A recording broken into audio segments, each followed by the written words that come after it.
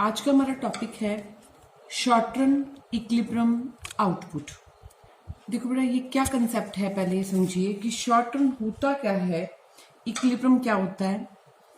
आप professor Keynes को आपने सुना होगा, एक इकोनॉमिस्ट हैं जो जिनकी क्या थिंकिंग थी, वो कहते थे कि short run is a period, वो ऐसा पीरियड है during which the level of the output is determined by the level of the employment in the economy. मतलब आप जितने लोगों को काम पर लगाओगे उतना ही आप आउटपुट करोगे। सपोज एक फैक्ट्री में 10 बंदे हैं, वो 10 के जितना ही प्रोडक्शन करेंगे। अगर एम्प्लॉयमेंट 20 बंदों का कर दिया, एम्प्लॉयमेंट डबल करोगे तो आउटपुट क्या हो जाएगा, double. Means higher employment lead to higher level of output and vice versa. आप लोगों को जॉब्स नहीं दोगे तो उत्पादन भी नहीं होगा, प्रोडक्शन भी नहीं होगा। और यहाँ पे मेन चीज क्या थी, technology is assumed to be remains constant. Technique वही है, बस आप जैसे जैसे लोगों को जॉब्स ज्यादा दोगे तो आउटपुट भी क्या मिलेगा, आपको ज्यादा मिलेगा। अब इस कंसेप्ट को समझिए कि इक्विलिब्रियम क्या होता है। इक्विलिब्रियम मीन्स जहां पे बैलेंस हो, और बैलेंस किस चीज का, आउटपुट का, जीडीपी का। आउटपुट मीन्स हमने कितनी गुड्स और सर्विसेज बनाई, जो हमने आउटपुट करा, प्रोडक्शन करा। जीडीपी मीन्स एक साल के अंदर, 1 ईयर, कौन सा ईयर, 1 अप्रैल से लेके 31 मार्च, फाइनेंशियल ईयर, फिजिकल ईयर के अंदर जो भी एक कंट्री के अंदर गुड्स और सर्विसेज बनती हैं, उस सबके मार्केट वैल्यू को जीडीपी कहते हैं। सो इक्विलिब्रियम, आउटपुट, जीडीपी और इनकम, ये तीनों एक ही कंसेप्ट हैं। आपको एग्जाम में इक्विलिब्रियम ऑफ आउटपुट आ जाए या जीडीपी का इक्विलिब्रियम आ जाए या इनकम का आ जाए, एक ही बात है। Refers to the level of the output in the economy where aggregate supply is equal to aggregate demand. Simple language में समझिए, इक्विलिब्रियम का मतलब ये है कि जहां पे कुल मिला के एक कंट्री की सप्लाई, जितनी गुड्स और सर्विसेज बनती हैं, वो उसकी डिमांड के इक्वल है। मतलब जितनी डिमांड हो रही है उतनी गुड्स और सर्विसेज बन रही हैं, तो इकोनॉमी बैलेंस में है। तो इसको इक्विलिब्रियम ऑफ जीडीपी कहेंगे, इक्विलिब्रियम ऑफ आउटपुट करेंगे या इक्विलिब्रियम ऑफ इनकम कहेंगे, एक ही बात है। In a state of equilibrium, market value of goods and services produce exactly equal to the expenditure on the purchase of goods and services. Simple language में हम ये कह सकते हैं कि जितनी गुड्स और सर्विसेज बनी मार्केट वैल्यू के अंदर, वो उतनी ही बनी जितनी एग्जैक्टली परचेज की जा रही हैं। मतलब no extra stock, no extra demand. मतलब aggregate supply is equal to aggregate demand. Aggregate supply को हम इनकम पढ़ते आ रहे हैं, सो इनकम किसके बराबर है, एग्रीगेट डिमांड के बराबर है। Means actual stock of output of the producer, जो उन्होंने प्रोड्यूसर ने गुड्स और सर्विसेज बनाई, जो उत्पादन हुआ, वो किसके बराबर है, एग्जैक्टली जितना रिक्वायर्ड था, रिक्वायर्ड स्टॉक ऑफ आउटपुट। मतलब जो एक्चुअल में आउटपुट हुआ वो रिक्वायर्ड के बराबर था। बट सिचुएशन हमेशा ऐसी नहीं होती, कभी सप्लाई ज्यादा तो कभी सप्लाई कम। अब क्या हुआ, मान लो सप्लाई ज्यादा है, मतलब aggregate supply is greater than aggregate demand, तो इस सिचुएशन में एक्चुअल स्टॉक आपके पास ज्यादा हो गया जबकि रिक्वायर्ड कम था। सिंपल एग्जांपल में समझो, मान लो प्रेजेंट टाइम में गुड्स और सर्विसेज ज्यादा बन गई, बनी हुई ज्यादा है तो सप्लाई ज्यादा है, बट उसका जरूरत कम थी तो वो क्या है, एग्रीगेट डिमांड कम है। एक सिचुएशन ये हो सकती है, हो सकता है कि एक्चुअल स्टॉक कम रह गया बट रिक्वायर्ड स्टॉक क्या है, हमारे पास ज्यादा पड़ा है, एक्चुअल स्टॉक हमारे पास कम हो गया। अब एग्रीगेट सप्लाई, एग्रीगेट डिमांड को आप ऐसे भी समझ सकते हो, एग्रीगेट सप्लाई किसके बराबर होती है, ए एस होता है सी प्लस एस, एडी होता है सी प्लस आई, सी से सी कैंसिल हो गया, तो इक्विलिब्रियम एक एस और आई के थ्रू भी हो सकता है। S means saving, I means investment. मतलब अगर आप एग्रीगेट डिमांड, एग्रीगेट सप्लाई से इक्विलिब्रियम ला सकते हैं तो आप एस और आई से भी इक्विलिब्रियम को फाइंड आउट कर सकते हैं। So determination of equilibrium of output और इक्विलिब्रियम ऑफ इनकम को करने के 2 मेथड हैं, एक एस एग्रीगेट सप्लाई और डिमांड अप्रोच और एक एस और आई अप्रोच। आज हम पहले डिस्कस करेंगे एग्रीगेट सप्लाई और एग्रीगेट डिमांड अप्रोच। बेसिक इसकी असम्पशन क्या थी, सबसे पहले इसकी असम्पशन लिखनी है एग्जाम में कि केन्ज बिलीव क्या करते थे, वो बिलीव करते थे शॉर्ट पीरियड एनालिसिस, जो हमने पहले भी करा। शॉर्ट पीरियड एनालिसिस वो कहता है कि अगर आप वेरी शॉर्ट पीरियड है, एम्प्लॉयमेंट डबल करोगे तो आउटपुट भी डबल हो जाएगा। मतलब टेक्नोलॉजी कांस्टेंट है, खाली एम्प्लॉयमेंट बढ़ाने से, जॉब्स ज्यादा देने से आपका उत्पादन भी ज्यादा हो जाएगा। नेक्स्ट है क्लोज्ड इकोनॉमी है। क्लोज्ड मतलब आपने अपनी इकोनॉमी के दरवाजे बंद कर रखे हैं, नो एक्सपोर्ट नो इंपोर्ट, ना आप किसी और कंट्री के साथ, रेस्ट ऑफ द वर्ल्ड के साथ कुछ लेते हो ना देते हो, बस अपना प्रोडक्शन करते हो और अपनी ही डिमांड है आपकी।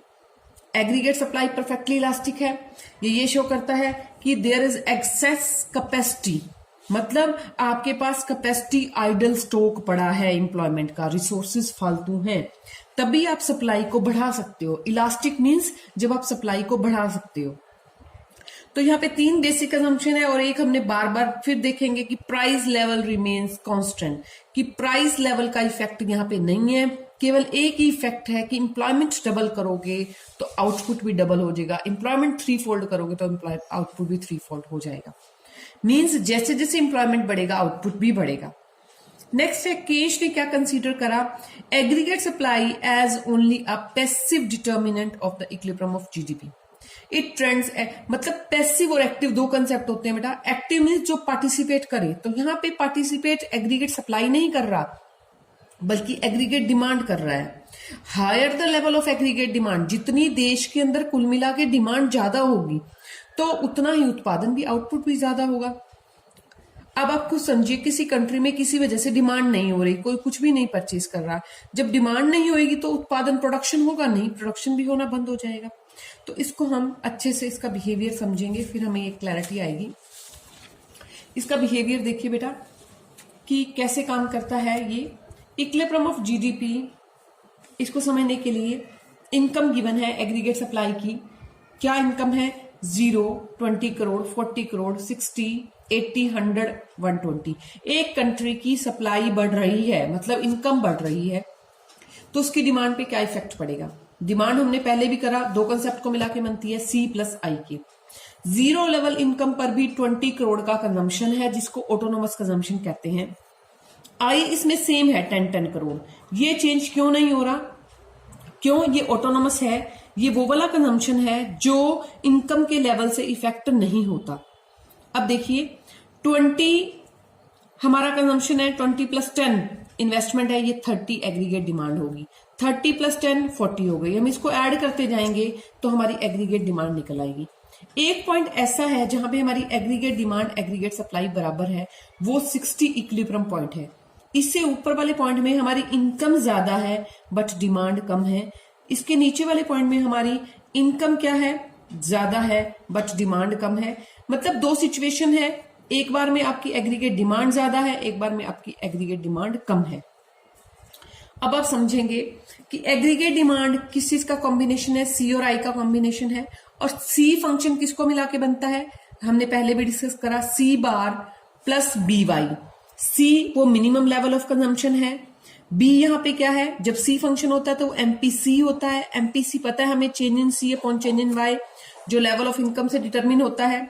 अब आपने समझना है कि इन्वेस्टमेंट 2 टाइप्स की होती है, autonomous and induce investment. Autonomous investment वो इन्वेस्टमेंट है, that investment which is independent of the level of the income. मतलब किसी भी कंट्री की इनकम कुछ भी हो, वो कंट्री, जैसे उसने रोड्स बनानी है, डैम्स बनाने हैं, जब कंट्री ने जो प्लान कर लिया कि ये खर्चा तो हम करेंगे, वो होती है ऑटोनोमस इन्वेस्टमेंट, मतलब जो इनकम के लेवल से अफेक्टेड नहीं होती। और इंड्यूस इन्वेस्टमेंट वो है जो प्राइवेट सेक्टर करता है, जैसे हमें लगे कि कमाई ज्यादा है तो हम उस प्रोजेक्ट में पैसा लगाएंगे, कमाई नहीं है तो हम उस प्रोजेक्ट में पैसा नहीं लगाएंगे। मतलब जो इनकम से अफेक्टेड होती है वो इंड्यूस होती है, जो गवर्नमेंट करती है वो कौन सी होती है, ऑटोनोमस। तो केंज ने कौन सी इन्वेस्टमेंट ली है, ऑटोनोमस इन्वेस्टमेंट ली है। अब यहां पे समझिए, केंज कंसीडर ओनली ऑटोनोमस इन्वेस्टमेंट। देखिए बेटा, एक बात ध्यान से समझनी है, बार बार मैं बता रही हूं कि केंज ने कंसीडर करा ओनली ऑटोनोमस इन्वेस्टमेंट का, और हमें बात समझ आ गई, जहां पे एग्रीगेट डिमांड एग्रीगेट सप्लाई के बराबर होगी वहां पे क्या होगा, हमारा इक्विलिब्रियम होगा।